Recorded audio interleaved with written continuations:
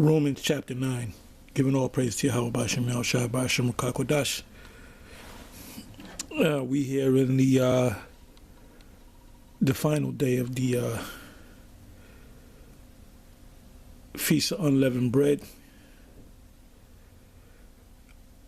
And it will end on the at sundown tonight.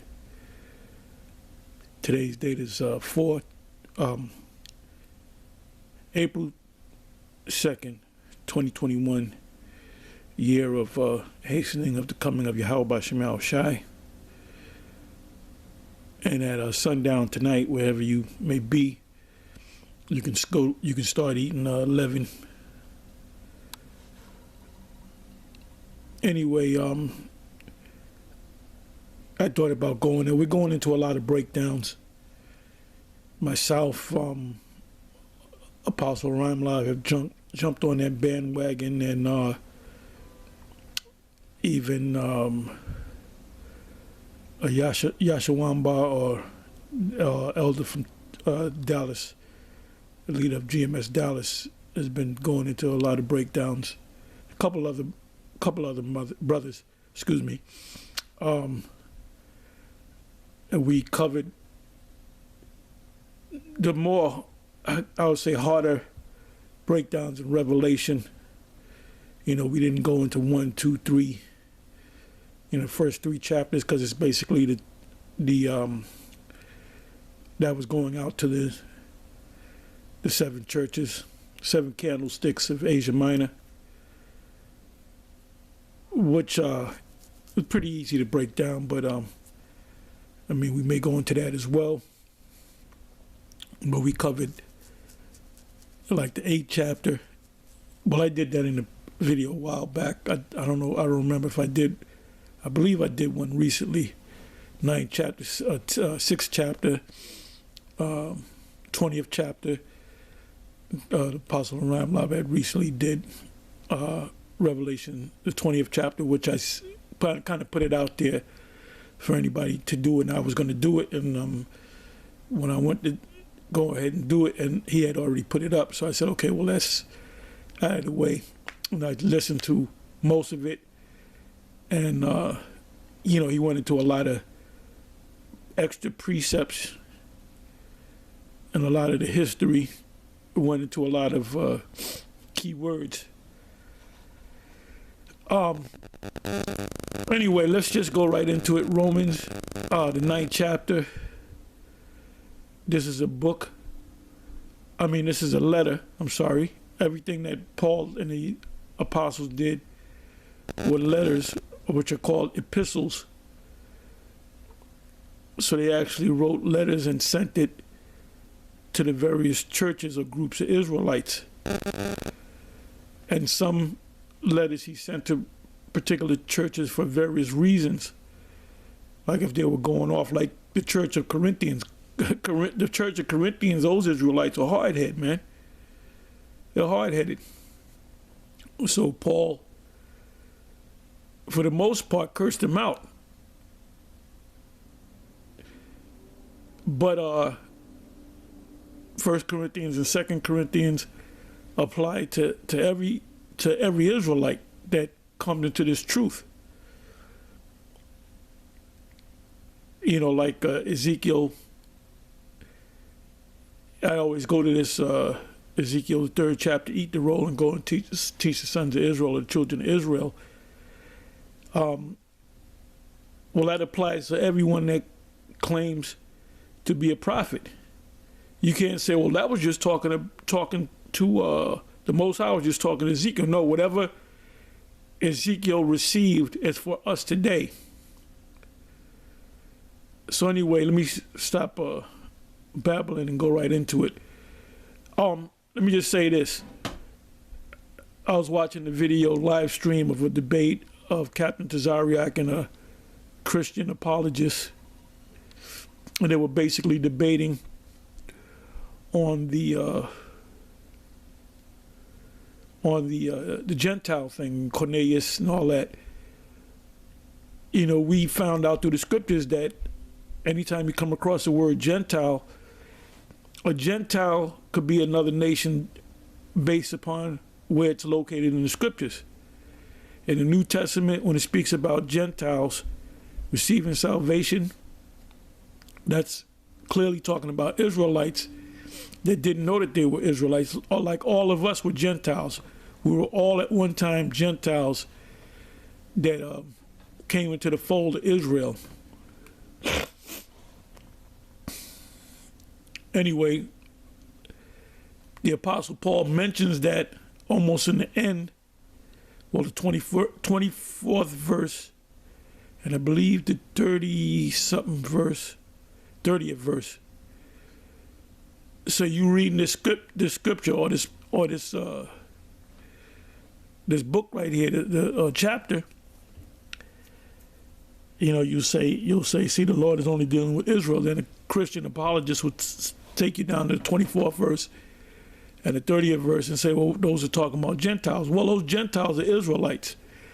And I believe Captain Tazariak covered that by going to Hosea, the first chapter. So let's go into it. I'm going to start the first verse. I say the truth in Yahushai. I lie not. My conscience also bear me witness in the Holy Spirit, meaning the Spirit was on him, that I have great heaviness and continued sorrow in my heart, for I could wish that myself were accursed from Yahushai or Hamashiach for my brethren, my kinsmen, according to the flesh. My brethren, my kinsmen, according to the flesh. So what does Paul mean by that? He wasn't referring to spiritual brethren. He was talking to his brethren, his kinsmen, according to the flesh. And he goes to say in the 4th verse, who are Israelites. So this chapter is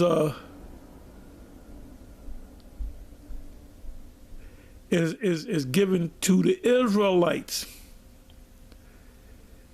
This letter, this epistle, this chapter, if you will, he addressed who it was going to. So anything that's said after the 3rd, 4th verse, as far as blessings are concerned, even when it says Gentiles, it's talking to Israelites.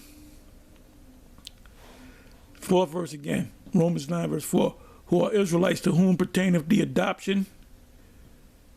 So now we can look up the word adoption.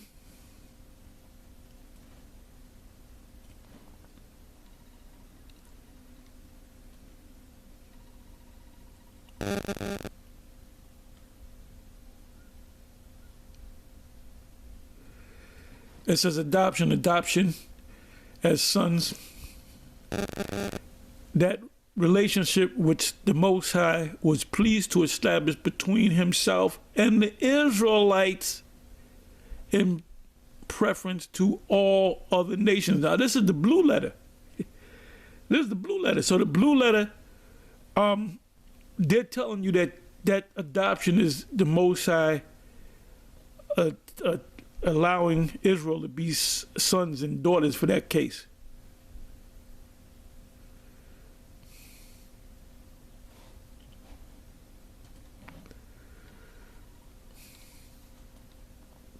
So like Dr. Brown said, you can't, the Hebrew Israelites or the One Westers can't use Jeremiah 14:2 anymore, which we can use it.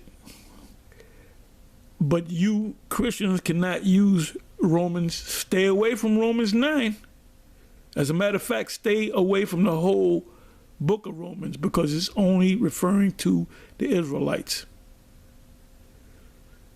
Even in Romans, the 10th chapter, it addresses the Israelites. So it says, who are Israelites, to whom pertaineth the adoption and the glory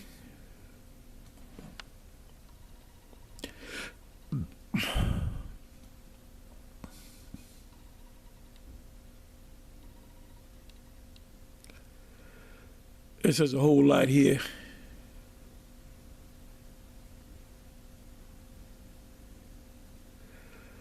I'll read some of it. Opinion, judgment, view, opinion, estimate, whether good or bad, concerning someone.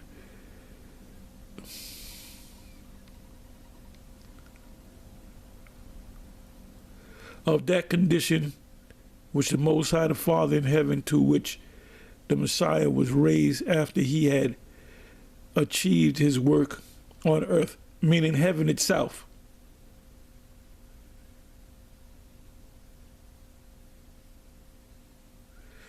The kingly majesty which belongs to him as supreme ruler, majesty in the sense of absolute perfection of the deity, a thing belonging to the Messiah. The glorious condition of blessedness into which is appointed and promised that true Christians, now who are the true Christians? Israelites that believe in Yahweh Shai, shall enter after their Savior's return from heaven.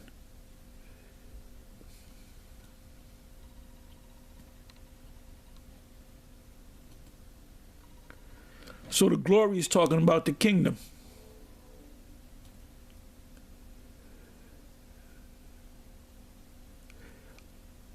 It says, and the covenants. You had the old covenant, which the middleman, the mediator, was Moses, given to the Israelites on the mount, in the wilderness. And there was a new covenant pursuant to Jeremiah 31 and 31, in which the Apostle Paul reiterated what Jeremiah said in the 31st chapter about a new covenant coming. And that covenant went to the Israelites.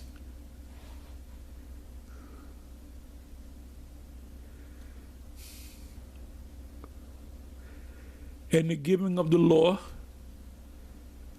what's contained in the covenant? The law. The difference between the old covenant and new covenant is that the old covenant was read. You read it and did it, and you went off. You missed the mark. Sin means to miss the mark, or the transgression of the law.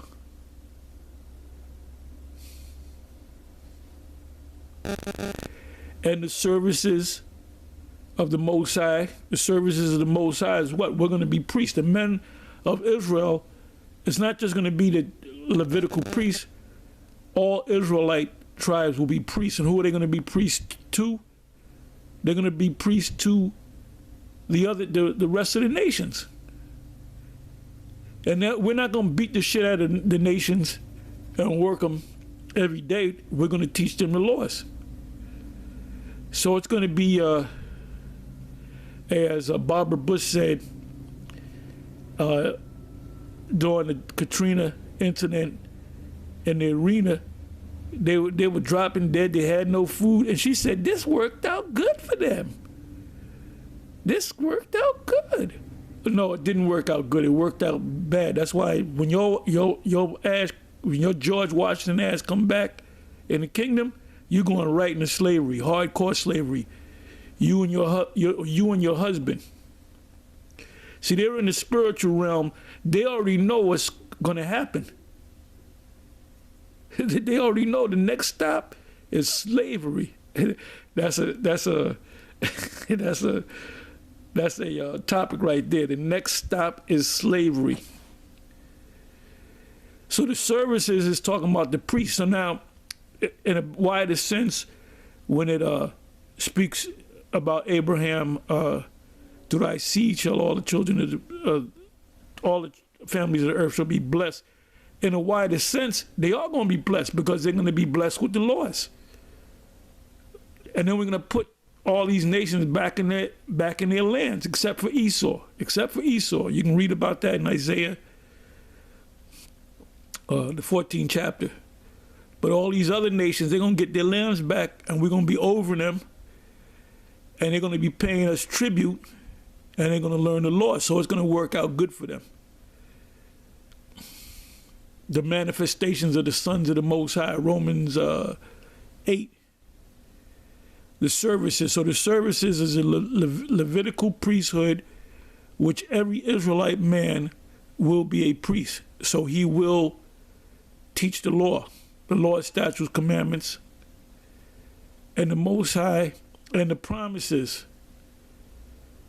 Now, the promises, you can go back to, you can go to Galatians 3. You can go back to Genesis concerning the promises that the Lord was going to give to the seed of Abraham. So even if we went off, and we all have gone off, the Lord gave a promise to Abraham. It's just like you have a best friend, and he's in his deathbed, and he says, take care of my son no matter what. And his son is an asshole. So you want to kill his son, but your best friend said, take care of his son, and you made a promise. So you're dealing with the man's son because of the promise that you made with his father, which he was like a brother to you. So the same thing goes with Abraham. So we're covered because of what Abraham did. We're covered. You get a chance, read Galatians, the 3rd chapter.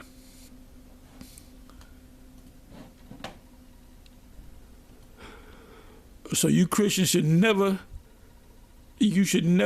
touch the book of Romans, Romans the 9th chapter, because it's killing you. Says promises. I read that. 5th verse. Whose are the fathers, and of whom as concerning the flesh, there we go, flesh, the Messiah came. So who did the Messiah come for? He came for the Israelites only. Point blank, period. Bottom line, who is over all? The Most High, blessed forever. So be true. Not as though the word of the Most High have taken on effect, for they are not all Israel which are of Israel. Now Galatians, what is that? Galatians 6. It speaks about the Israel of God, which is the elect, because the ones that will be delivered are the Israelites of the Most High, the elect of Israel. Then the rest of Israel will come in. Neither because they are the seed of Abraham, because Abraham had how many sons? He had 8 sons. First son was Ishmael through Hagar. Then he had his beloved son, Isaac, which is Yahushai. Christians don't know that because they don't understand the concept of reincarnation by Sarah. And he had 6 sons by Keturah, which nobody ever talks about Keturah, the sons of Keturah, because they're not important in the scheme of things. It says, neither, 7th verse again, neither because they are the seed of Abraham are they all children, but in Isaac shall thy seed be called. That is, they which are the children of the flesh, these are not the children of the Most High, but the children of the promise are counted for the seed, which is Abraham, Isaac, Jacob, and the Israelites. Now Esau, you're close but no cigar, as they say. For this is the word of promise. At this time will I come, and Sarah shall have a son. Now why didn't he mention Hagar? According to law and custom, the first son receives all the blessings. Well, not in this case. It says, and not only this, but when Rebekah also had conceived by one, even by our father Isaac, for the children being not yet born, neither having done any good or evil, that the purpose of the Most High according to elect, Like if you have sons, you have a favorite son. The brothers might be mad at that, but that's just how it is. You might have 20 pair of shoes and you might have your favorite pair of shoes. And you wear them shoes out and you go looking to see if you can find a new pair of those same shoes because you like the way they fit. Like I been doing like walk runs. I'll run, and this is a good cardio exercise. You would run for a minute, then you might walk for a minute. You know, you sprint for a minute and then walk for a minute. You know, you kind of resting. That's hit training. You know, high intensity interval training. You know, you do a quick round or something, then you do a quick rest. So I had gotten shoes, talking about a year and a half ago. I gotten a couple of pair of New Balance. Then I got some what is that? Was that Nike? Yeah, Nikes. I got a pair of Nikes, and they were all running shoes. The shoes that I was most comfortable with, well, there was two pair of New Balances. The one pair I like more than the other pair, but like both of them. But they're better, way better than Nike. They're way better than Nike. Big difference. So I might walk around with the Nike, but I'll run and do my interval trainings with the New Balances. Now the Nike can't jump up and say anything if it had a mouth. So same goes with the Most High. The Most High chose us. You know, if you happen to not be an Israelite, an Edomite, if anything, you want to be like an Ishmaelite or maybe a Moabite or maybe a Hamite, but the last thing you want to be is an Edomite. If you're an Edomite, that's your ass. Because you're not going to have no land. All these other nations we're going to place them back in their land. You're not going to have no land because you know why? Because you're going to be divvied out to all the Israelites to work and to get your asses whipped. So you're going to have to, I don't know if they went up there and told you, you're going to have to pay for the fucking shit that you've been doing to the Israelites, man. The sons of the Most High. And you're going to get, excuse my French, but you're going to get fucked up in the kingdom. That's another topic. And not only this, but when Rebekah also had conceived by one, even by our father Isaac, for the children being not yet born, neither having done any good or evil, that the purpose of the Most High according to the election might stand, not of works. Now, not of works meaning you got these so-called Jews. They claim to be Jews. They're in the land of Israel. They don't eat pork or whatever they do. They keep, this Passover, they kept it the same night that we kept it. And check this out. Pretty much all the major camps out there kept it on the same night, along with the so-called Jews. So they kept the Passover, but it's not about works. It's not about you doing the right thing in the eyes of the Most High. It's about who you are. It says, but of him that calleth, that him that chooses, elects, it was said unto her, the elder shall serve the younger. Now, why is Paul going into such detail? Because Yahweh Shai, when you go to Galatians, Yahweh Shai dealt with him face to face. He supped with him. He gave him revelations. So Yahweh Shai is breaking down, Esau and Jacob and what it meant, and the Apostle Paul was just explaining it to the Israelites in Rome. The Apostle Paul had great insight because Yahweh Shai was dealing with him directly. Even in Apostle Peter, the head apostle said, he said in 2 Peter 3, he said of some things hard to be understood. And he was talking about Paul. he's also spoke about Paul's letters being weighty. It says, 12th verse, it was said unto her, the elder shall serve the younger, so Esau shall serve Jacob. As it is written, Jacob have I loved, but Esau have I hated. That hasn't changed. What shall we say then? Is there unrighteousness with the Most High? The Most High forbid. For he saith to Moses, I will have mercy on whom I will have mercy, and I will have compassion on whom I will have compassion. So then it is not of him that willeth, nor of him that runneth, meaning you're running the race, you're doing the works. Oh, I'm in the land of Israel. Oh, I kept the Passover. Oh, I keep the Sabbath. Oh, whatever. That don't mean shit. You're not the people. One thing you're lacking is you're not the people. But of the Most High that showeth mercy. For the scripture saith unto Pharaoh, even, I know what y'all thinking. I'm not going to say it. It's a famous song on YouTube. Even for those same purpose, even for this same purpose have I raised thee up. Why was Egypt so great? Because the Most High, according to the scripture, the Most High raised them up. The Most High said, I'm going to raise up this great kingdom so I can knock it back down.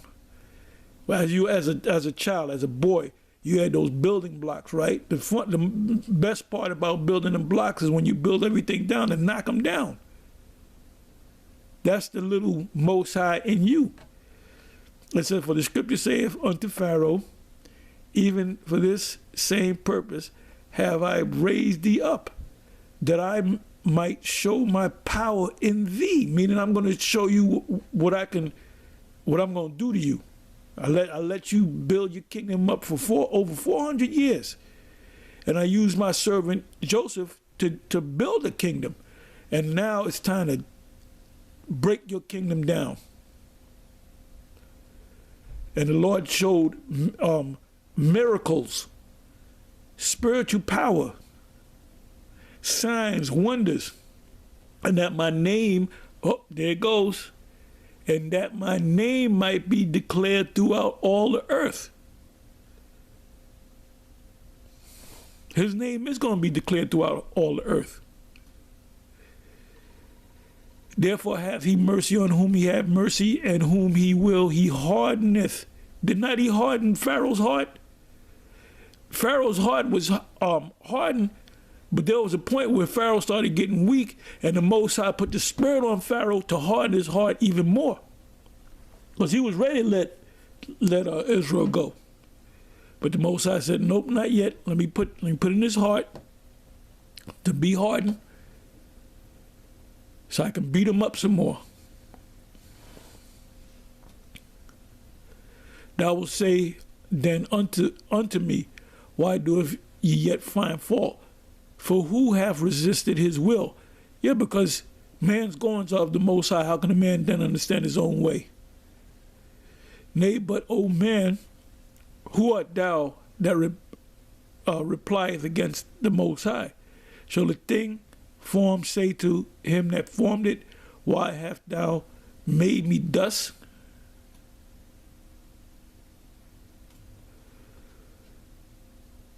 If you got pants and clothes, and you had them pants for 10 years or whatever, you tired of looking at them, you can throw them out. The pants can't say nothing.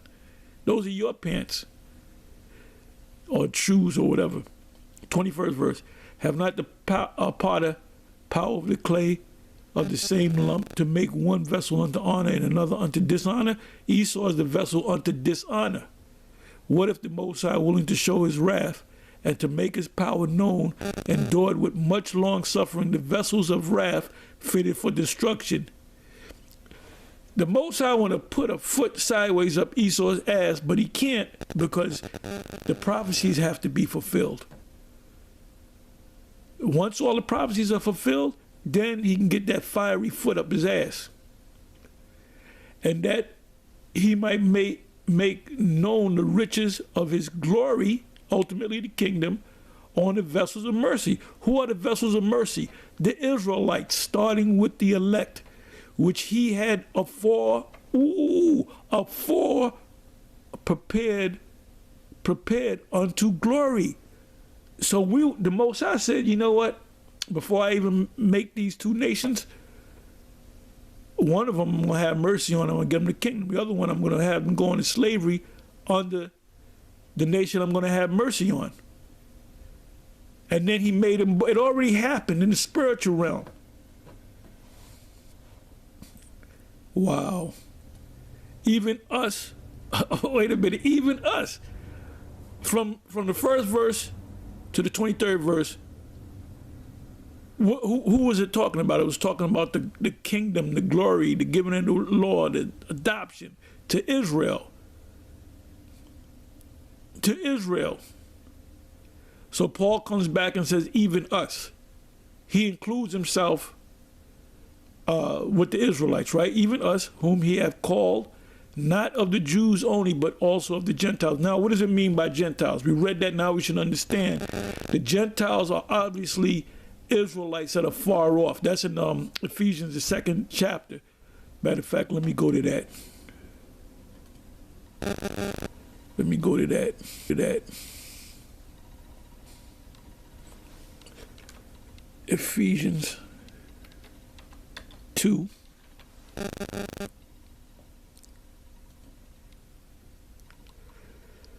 You should read the whole chapter, but I'm just going to go right to the point.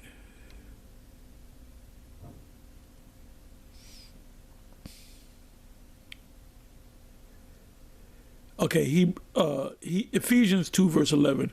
Wherefore remember that ye being in time past Gentiles, who is he talking to? He's talking about the Israelites that have been scattered, that have lost their religion, so to speak, which means they lost their nationality. So they were following the ways of the Gentiles among them.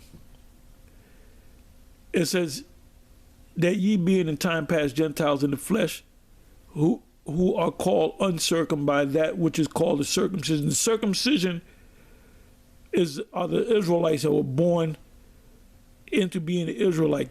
Both their parents were Israelites.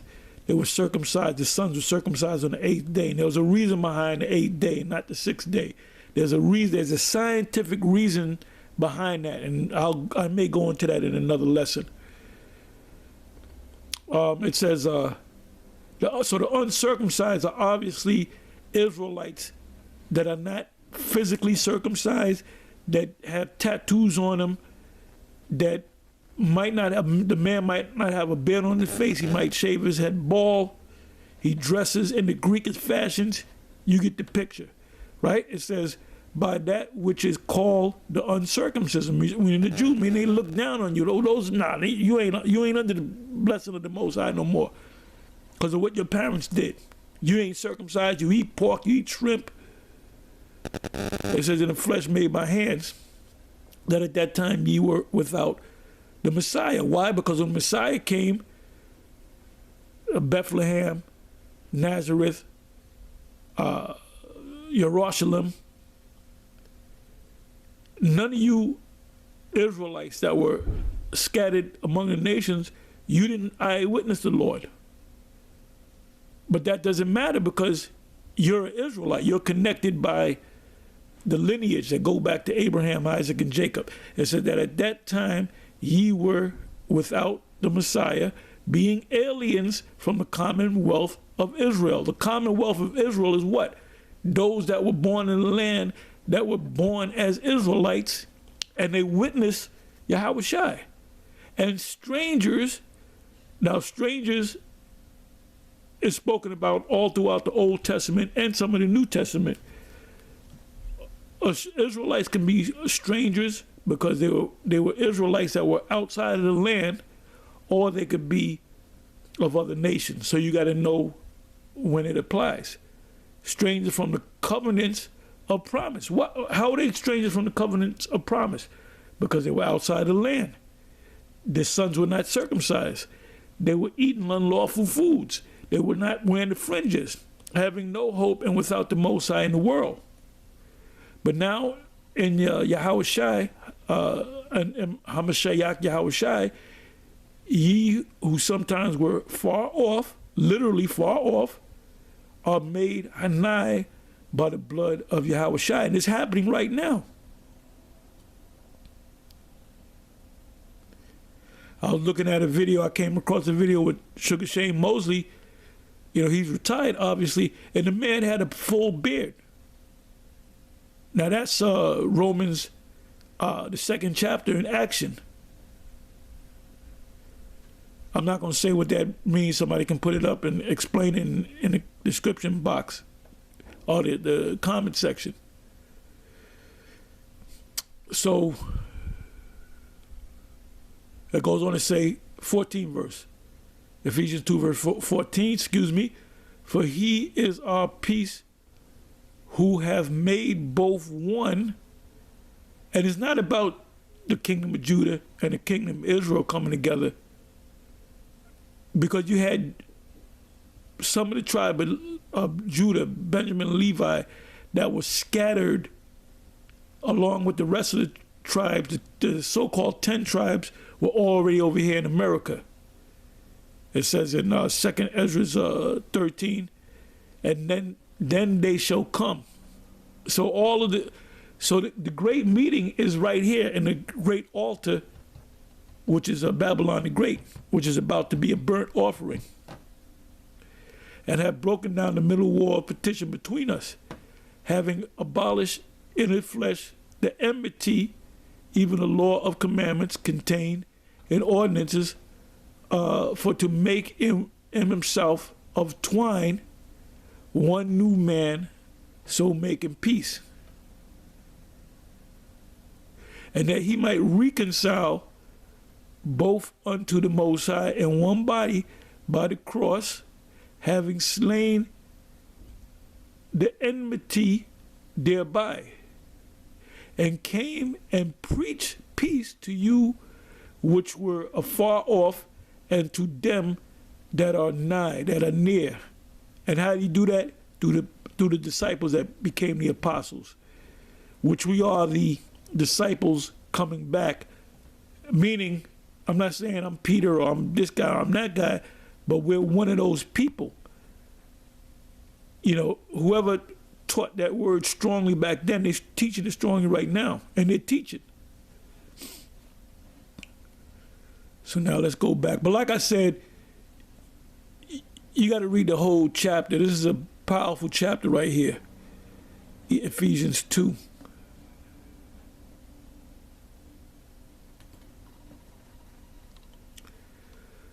So let's go back to Romans 9, verse 24. Even as whom he hath called, not of the Jews only, meaning Judah, Benjamin, Levi, but also of the Gentiles, meaning the Israelites that were scattered. You go to the whole story of the Maccabees, when under the order of Antiochus Epiphanes, that wicked root, he commanded that their sons be not circumcised, that they eat pork, that they dress in the Greek fashion, that they wear a hat, that they go to the place of exercise, which is the gymnasium. When you go to the gym, the word gym is a Greek word meaning naked. That's why you see women up, especially when you go to the gym, man. You see women that are in tip-top shape and they still work. What the hell are you working out for? You in shape. But they got the spandex or whatever they got and they showing their asses. Those are thoughts. Somebody can put, what is the acronym, thought. And they done slept with half of the men in the gym, guaranteed. Anytime you see a woman come in there with a fat ass, with some tights on, talking about she want to learn how to box. I remember the last gym I went to, when the woman come in as black, I said, oh, you know, and they'll look at every man. They'll look at every man. You know, they'll look at, oh, I like him, he light skinned. I like him, he dark skinned. Oh, I like his feet, he got big feet. Oh, I like that brother right there with the dreads. And she will have hopped, as Elder Malcolm always said. He always speaks about that carousel. And I just ignore them. The day when I used to box, man, in the gym, there was no woman in the gym. There was no woman allowed in the gym, bro. And like I said, them women go there so they can, they're sex freaks. They'd suck you by. Look that word up. Succubus. Suck you by. Matter of fact, let me go to that. Let's look up the word succubus.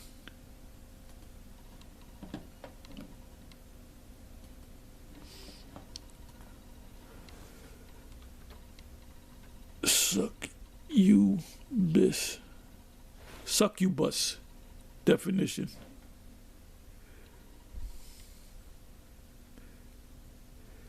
A succubus is a demon or supernatural entity in folklore in female form. So your women are a bunch of succubi, succubuses, that appears in dreams to seduce men. But they appear in reality, man, on the streets and the gyms, usually through sexual activity according to religious tradition. Repeated sexual activity with a succubus can cause poor physical or mental health, even death. What does it say? What did Zerubbabel say? Men have gone out of their wits over women. And that woman was a succubus. So your women out there that you put up on the call them queen, and by the way, queens mean whore, the king's whore. That's what the queen. So when you call yourself a queen, call them a queen, you're right. These women are completely out of order, man. Anyway, that's whole nother topic.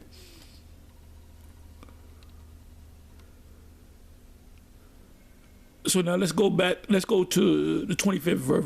Romans 9, verse 25.